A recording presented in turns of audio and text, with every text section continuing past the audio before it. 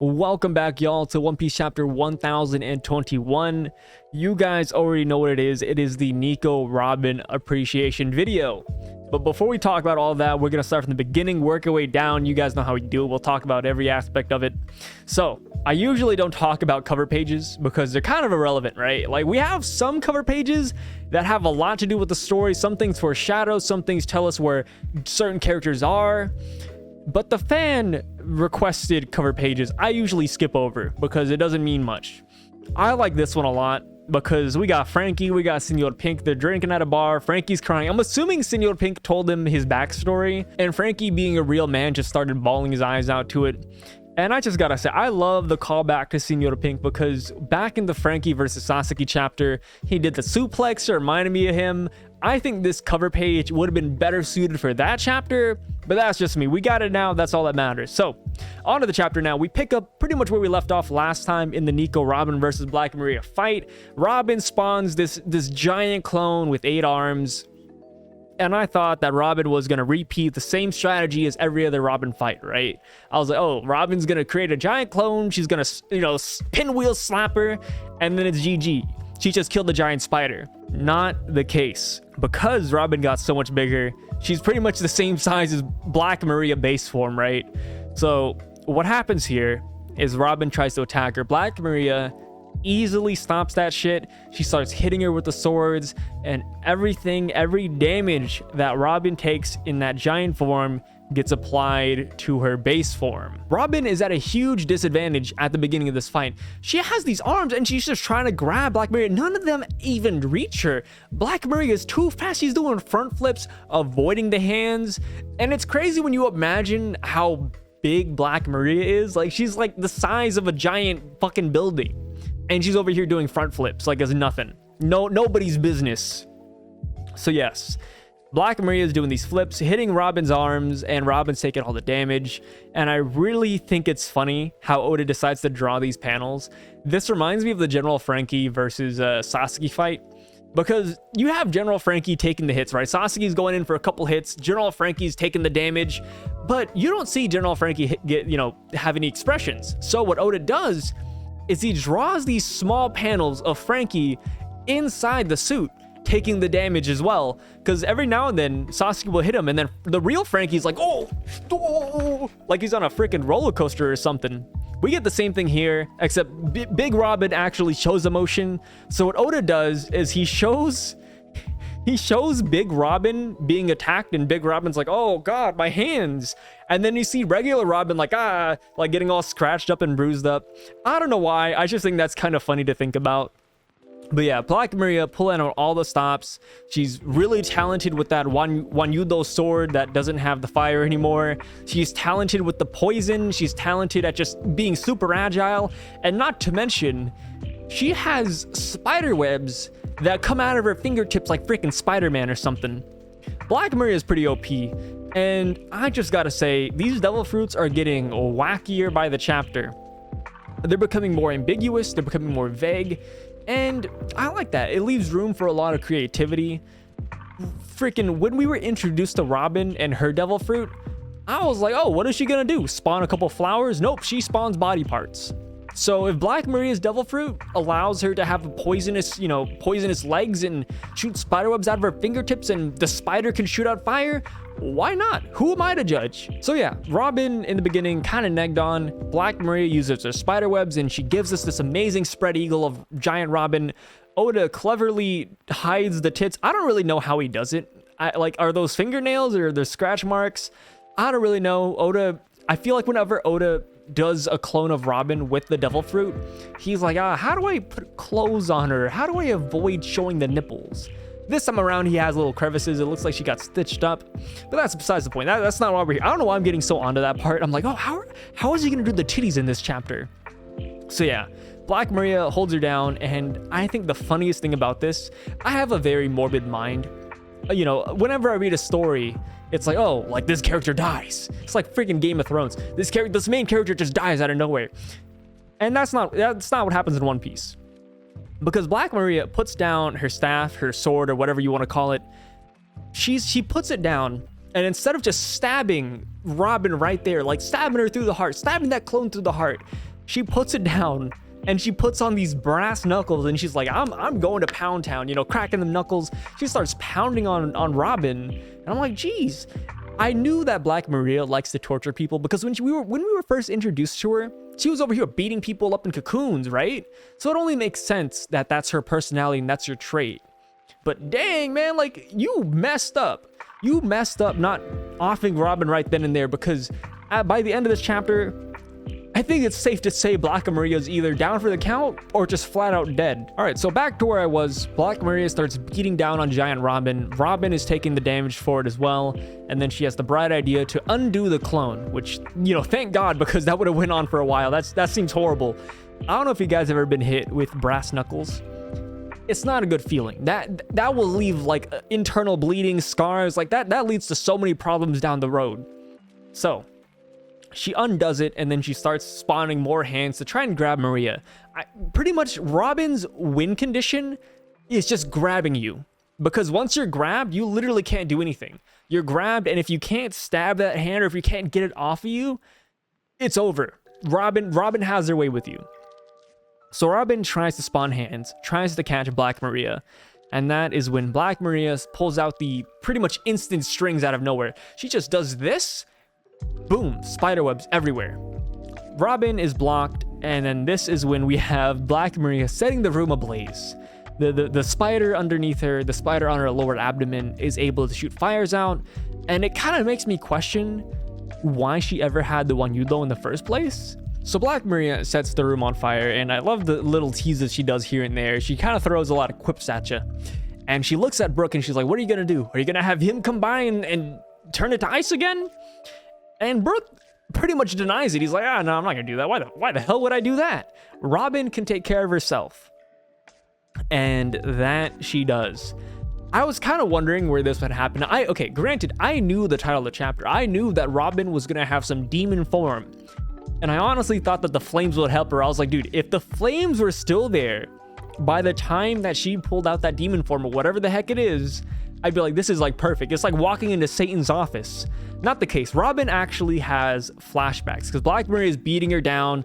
Robin starts having flashbacks of her 2-year time skip with the Revolutionary Army.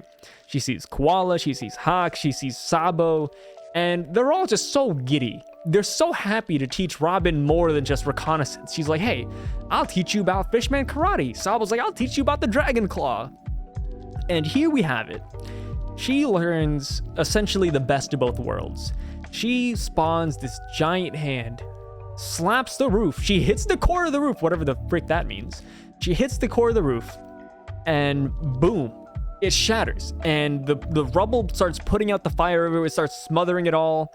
And then that is when we have the spawn of Demon Nico Robin. So the thing with this ability is that I'm curious as to whether or not this is the real Robin, or if the real Robin is out there somewhere controlling this giant one. And the reason I ask that is because that makes a huge difference. Beforehand, whenever she uses her devil fruit, whatever she spawns has to be connected to a wall, a person, or the ground or something, right? That's why in Fishman Island, when she spawns those giant legs, it's attached to the ground and it just kind of slaps people. She doesn't spawn giant legs in the sky and just comes down and stomps like that, like how natural it is. Instead, it has to be connected to the ground.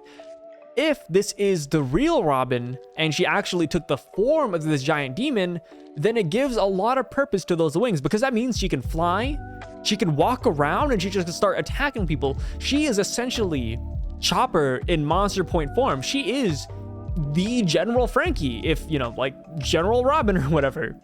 It's just really cool to think about, and the applications of it.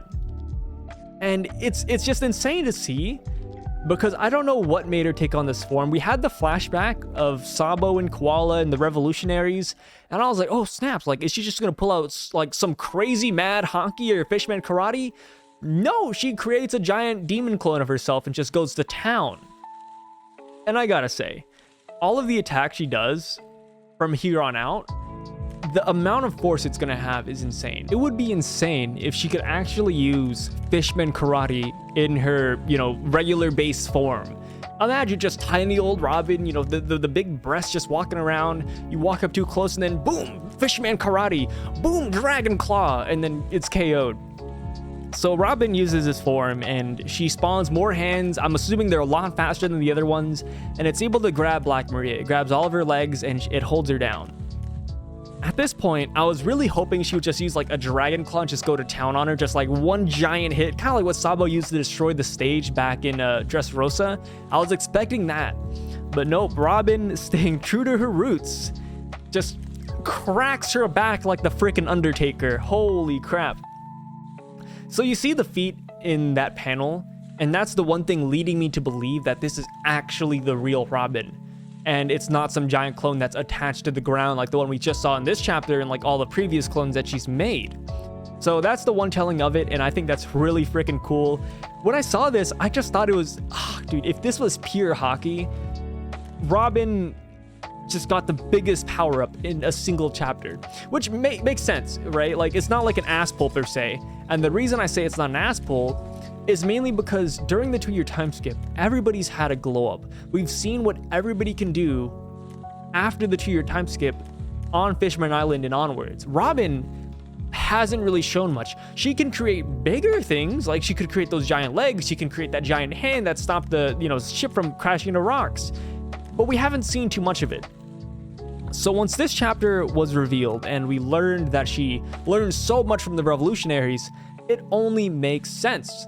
Because back in the 2-year time skip, we had the filler episodes in the anime where she was literally just in a prison camp, right? Like, she was in a prison camp for a while, and then the revolutionaries took her in. It was like, oh, cool. She became a spy. Like, she was never that beforehand. You're like, she didn't, what? She is chilling with Luffy's dad, Sabo, and Koala, and the revolutionaries, and you're telling me she didn't pick up any abilities? Bullshit. And this chapter paid all of it off. So moving on, past the fight, we see Black Maria's subordinates from last chapter. We have the Number and the 2 other people who's kind of no names. They gave us names last chapter. We don't need to remember that shit. They see Black Maria fall down. They think it's an amazing idea to go help her. I don't know what makes them think that's a great idea. If the Toby Robo Black Maria, if your master couldn't beat Robin, I was about to say Black Robin. If they couldn't beat Robin, then what makes you think you can? And like I said last chapter, these girls are fodder. Brook uses a brand new attack. He forms this musical note, does a downward slash. He ends all of them in a single hit. KO. I don't even know why they're here this chapter. Honestly, they could have just skipped over and then they'd just be laying on the ground and I'd be like, yeah, it sounds about right. Like, no diff from Brook, no diff. And the musical note reminded me of a Brook matchup that I've been meaning to talk about. Brook versus Apu. Cool, good. Understood, right? 2 musical people. I think they should be around the same power level. It makes a lot of sense in my head. It's the only person that makes sense right now who is on Onigashima to fight Brook, and the only person that would actually give him trouble. So after Brook deals with the fodder, he rushes to Robin, who is currently falling down because I'm assuming Robin's not used to that giant crazy OP form, and plus Black Maria beat the crap out of her. The Mary sees this, and then that's it. We cut off to the next page. And there's no way, right? Like there's no way that Baohua, the announcer, the person that's announcing everything around Onigashima right now, there's no way that they have not noticed that they are on speaker mode. Because they're going to be like, yo, Sasuke's down, Black Maria's down. Guys, it's time to panic. All the Toby Robo are gone. All we have left are the headliners. There's no way. Because if they do that, I guarantee you more people from Kaido's army, they're going to be more like willing to just switch sides. They're like, oh, well, I mean, the gifters have already switched sides. We have Batman fighting for them. We have Gazelle Man fighting for him.